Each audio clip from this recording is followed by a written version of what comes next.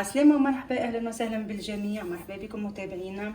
اليوم جينا وجبنا لكم معنا وصفة مغربية اللي هي طاجين بالدجاج والبرقوق واللوز. شنو هو طاجين؟ فما برشا عباد ما يعرفوش شنو معنى طاجين. هو الاني الفخار هذه كيما نوريكم هذا كيما تشوفوا. هاي الطاجين نتاعنا اللي انا باش نطيب فيه الاكله نتاعنا اليوم. في ناس يحكوا له تبسي فخار، في ناس يحكوا له طاجين، في موجود عندنا احنا هون في الاردن اصلا، ولا موجود في كل دول العالم.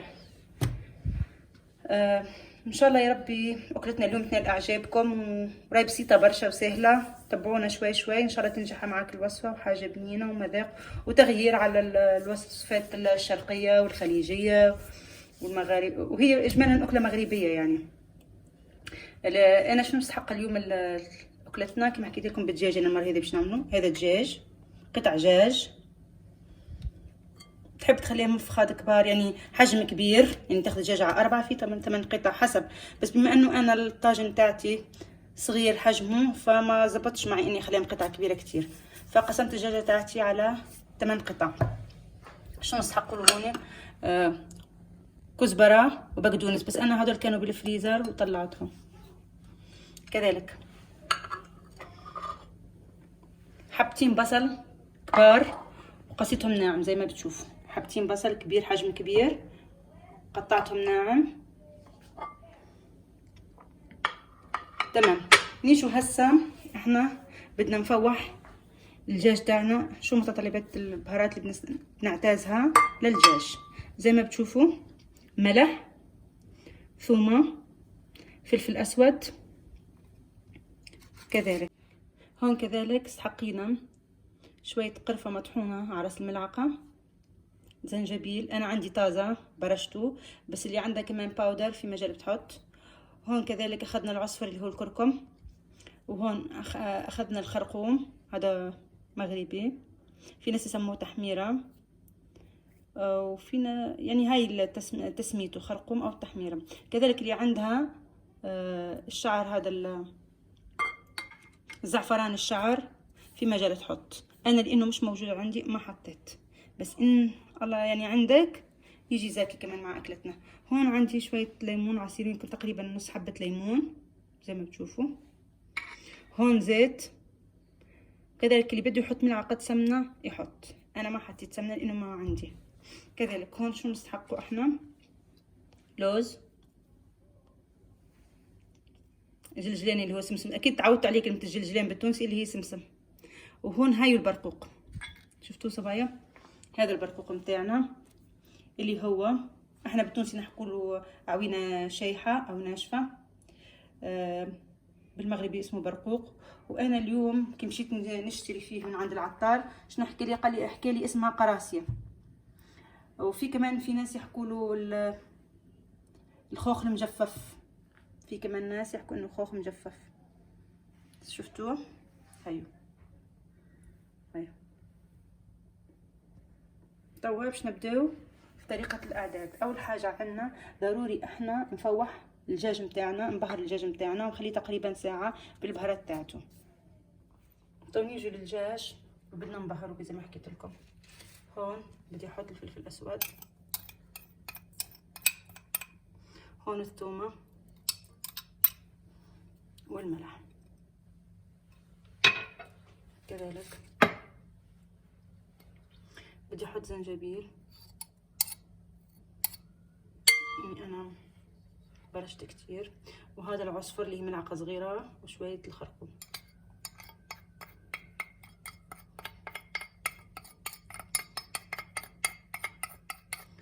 الماكله خفيفه وبنينه. هون زي ما حكيت لكم شويه قرفه. كذلك نيجي للليمون تاعنا نديرو على الدجاج. بس هذا الزيت بعدين نقدر نحطه هيك مشان البهارات تفوت على الدجاج. نحط شي ملعقه ماء مو اكتر.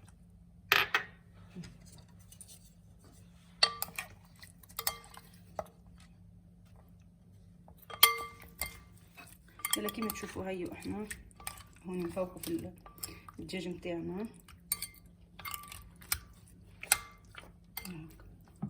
شفتوا الصوص؟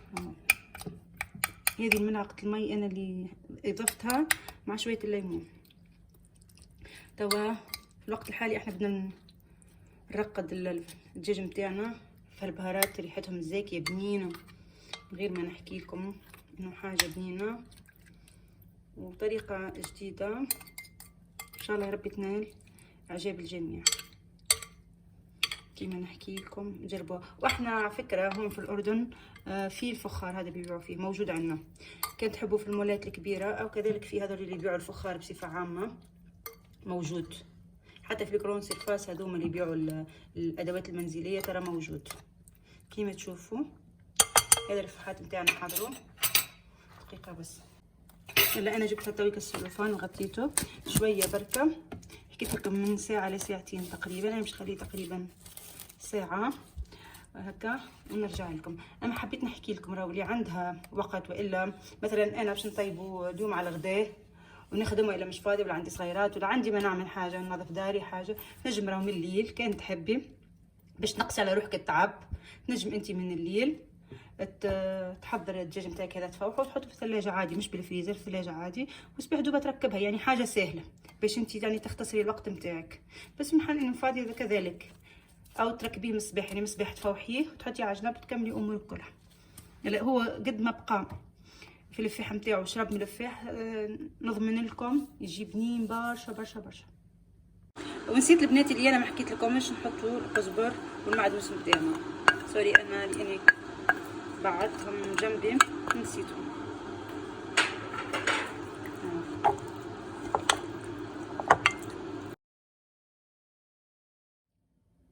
عسلامة ومرحبا بكم البنوتات متابعينا الكل. اليوم جينا وجبنا لكم معنا شويه خبز دياري، خبز مبسس دياري ساهل برشا وبسيط بسيط بسيط بسيط على الاخر، وما فيش برشا تعب.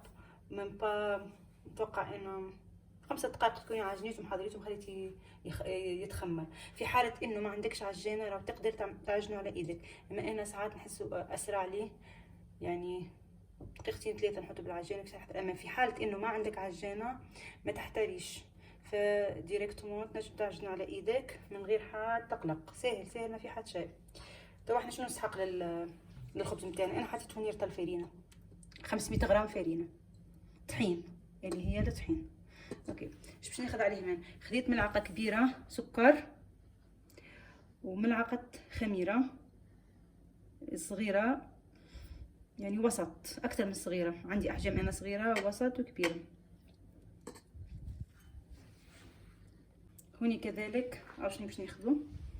ملح، زعتر ناشف، هاي هذا انا نجيبه اخضر ونشفه لحالي بالبيت. هاي زعتر ناشف، حليب باودر، اللي ما عندهاش حليب باودر تقدر تستعمل الحليب العادي المبستر، الحليب المبستر العادي. هوني كذا خدينا شويه كركم او عصفر زي ما بتشوف، وزيت زيتون. تمام. انا مانيش باش نخمر، علاش قلت لكم راه ساهل برشا، مانيش باش نخمر العجينه وحدها وكل انا باش نحضر كل شيء مع بعضه، باش نخلط كل شيء كما تشوفوا مع بعضه. هاي نذوما السكر والخميره كما تشوفوا، هاي حطيتهم هون على جنب. تمام. نيجي هون كذلك على جنب شو بدنا نحط؟ الملح،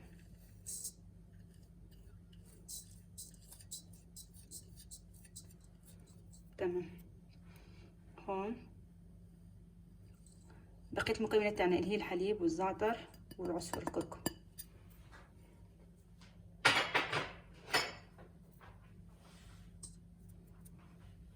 وهذا زيت الزيتون.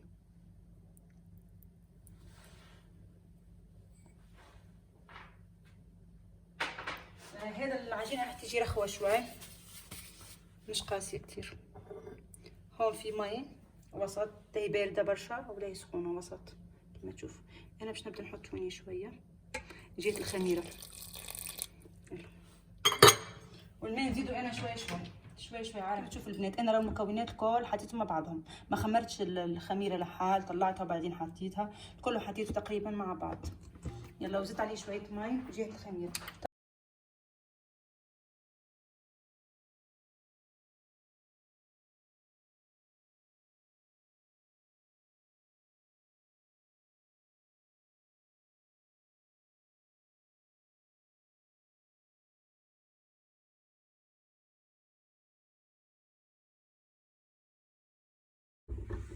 كيما وريتكم البنات، هيا انا راهي العجينه متاعي تتلصق هكا. حطوا على يديكم شويه زيت، كيما حكيت لكم هي تبقى طريه ماهيش شاده روحها برشا، مش كالخبز العادي.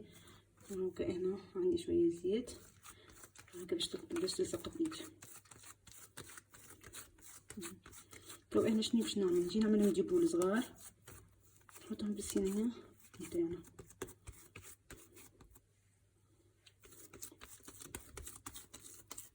ونخليها بعد تخمر شوي شوي.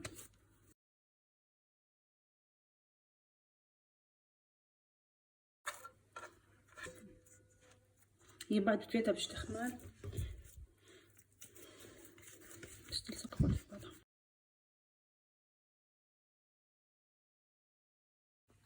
شفتوا تو انا العجينه متاعي شنو عملتها هكا، عملتها ديبول صغار حطيتهم انا في الصينيه. تو باش نجي نحط عليهم شويه حبه البركه، شويه سمسم.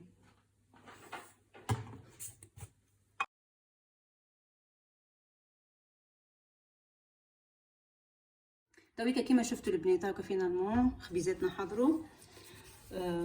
وزينتهم كيما تحبوا. فما اللي راهو ما يحبش هذوما يحط حاجات ثانيه، اللي ما يحبش زاده بالمره المذاق والطعم هذا ينجم يخليهم ساده كيما يحب.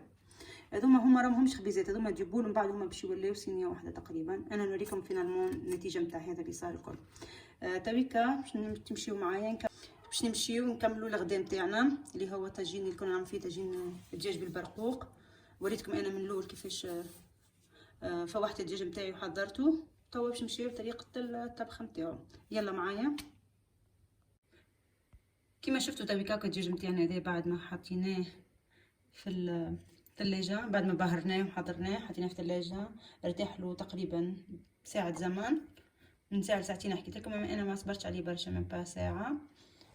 وهاو باش نحضروا كيما حكيت لكم الدجاج نتاعنا شنو حطينا له. احنا حطينا له قزبر اللي هي كزبره، بقدونس، عصفر اللي هو كركم، الخرقوم او التحميره، شويه قرفه، فلفل اسود، ملح، ثومه وزنجبيل اللي هو سكنجبير زاد يسموه.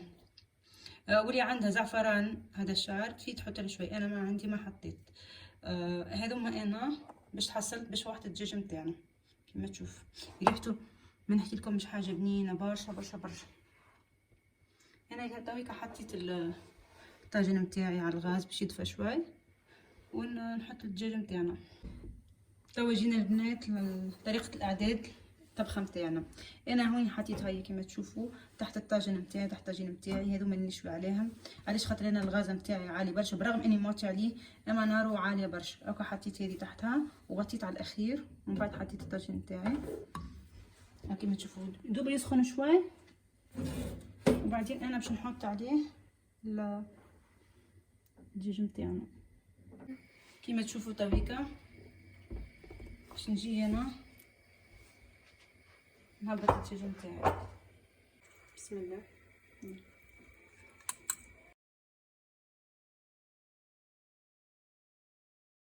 باش نجي للصوص اللي بقى نتاعي الكل.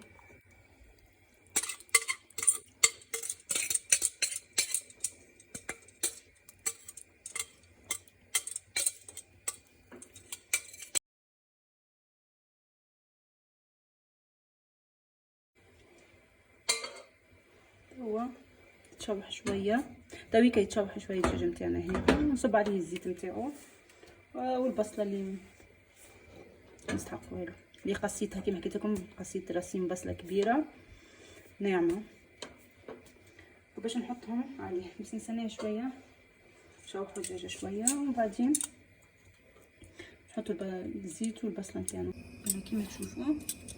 انا اول ما يغلي يعني بكدا هيك ياخذ غلوه باهيه باش نصب عليه زيت البصله نتاعو. راكم شفتوا الريحه ما نحكي لكمش، ما شاء الله ما شاء الله ما شاء الله، ريحه بنينه على الاخر.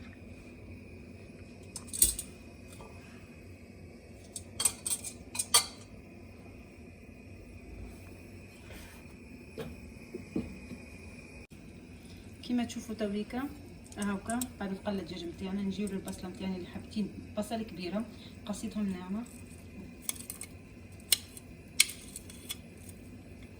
نجيو ننزلوهم فوق الدجاج نتاعنا. باش تستغربوا علاش الكميه هذه من البصله كلها، هذا كله من بعد يذوب على الاخير ويهبط في الصوص نتاع الدجاج نتاعنا.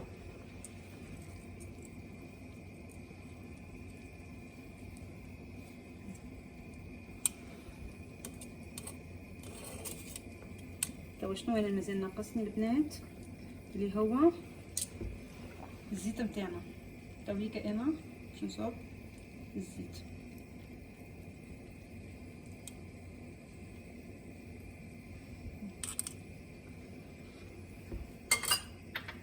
كيما تشوفوا البنات حطيت الدجاج المبهر نتاعنا غلى شويه فك الصوص نتاعو هذيك فحاتو مليح، قلبته مرتين ثلاثه تشحر هكا شويه.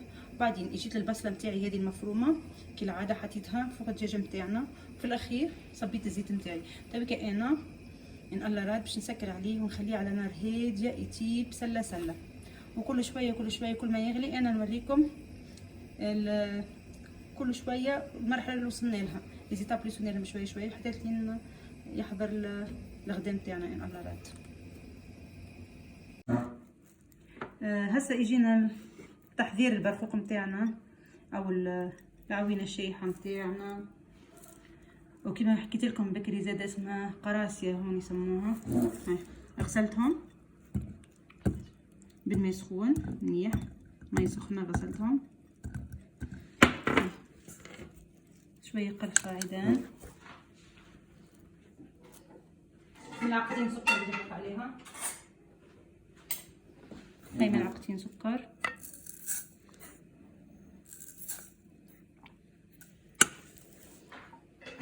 تو نيجي نحط عليها ماي سخنه نحطها على الغاز تغلي.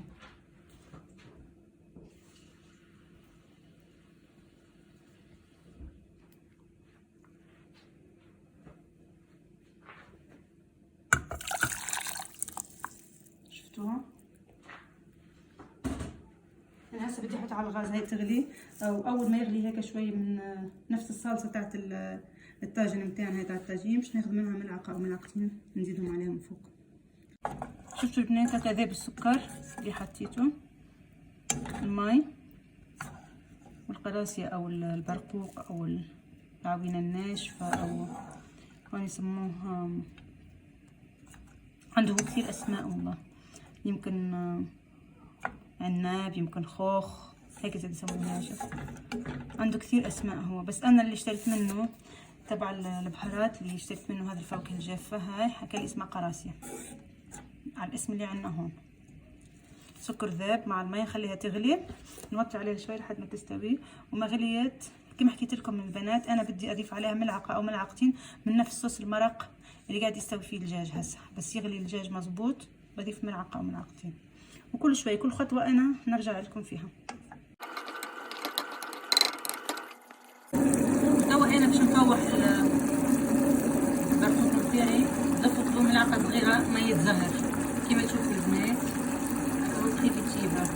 وانا كيما حكيت لكم حطيت عليه مغرفتين من الصوص نتاع الطاجين نتاعي، صوص الدجاج هذيك شفتوها قد يعسل. في الاخر نحط له ماء صغار. توا باش نضيف عليه خاطر صعب هنا.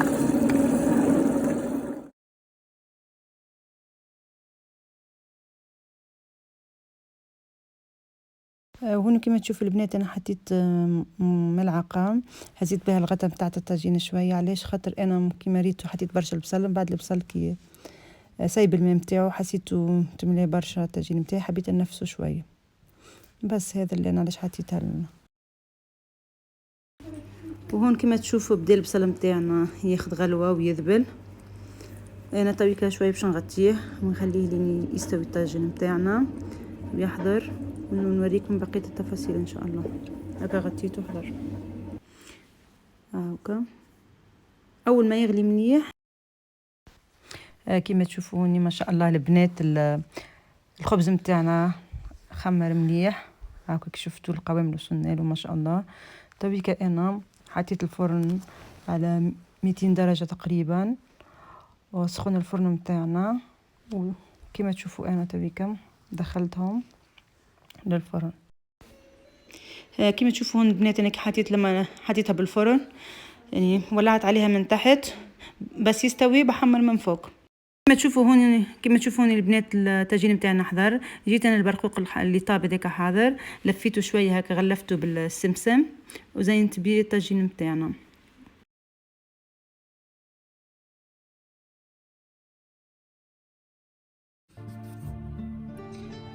واخيرا هكا حضرت الغدا نتاعنا، وصفتنا نتاعت اليوم كما تشوفوا الدجاج بالبرقوق. ان شاء الله يا ربي نال عجبكم، جربوها وذوقوها بنينه برشا. البنات انا بكري حكيت لكم اللي انا حاجتي بسمسم. السمسم شو عملت بعد ما طاب البرقوق نتاعنا هكا دخلتهم شويه بالسمسم هكا عملت بهم شكل كما تشوفوا هكا، وقليت اللوز نتاعنا ورشيته على الوجه. وهذوما عاد خبيزات الزعتر نتاعنا. ايش رايكم؟ شفتوا؟ يا رب يا رب ان شاء الله ينال اعجابكم وجربوها، لانه والله انه مذاق لا يعلى عليه. انا توك نوريكم، باش نوريكم الخبز بتاعنا من داخل كيفاه. ما نحكيكمش يعني على الريحه، المطبخ في حد ذاتها تشهي.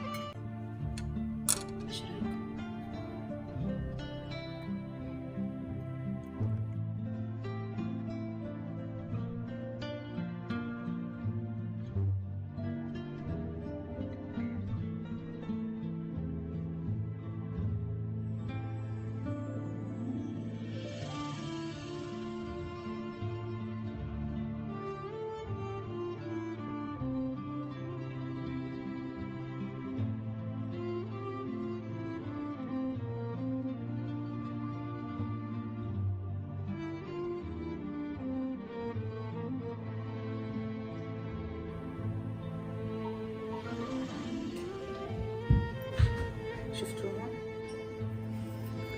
واخيرا هذا الريزلت تاع دبارة اليوم. ان شاء الله يا ربي تنال اعجابكم تجربوها، وكل عاده ما تنساوش اللي مازال ما اشتركش في قناتنا يشترك فيها، واللي عنده احبابها واصحابها تعزمهم عنا على القناه يشتركوا معنا.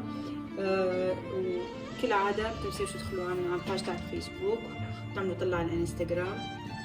وان شاء الله يا ربي كل وصفاتنا تنال اعجابكم، واللي عندها حاجه تحب تسال عليها او وصفه معينه تقدر تبعث لنا وتحط لنا اياها هنا. تكتب لنا تبعت مساج في الباج بتاع الانستغرام. ان شاء الله يا ربي كل وصفتنا تنال اعجابكم وجربوها. ننصحكم باش تجربوها. الامكانيات على القد، يعني ماهوش حاجه ماهيش موجوده، متطلبات على القد. بهارات كما كثرت لكمش فيها برشا بهارات، الموجوده عندكم تقدروا تحطوه. كذلك خبيزاتنا ما شاء الله ريحه تشهي. بصحه وبالشفاء للجميع.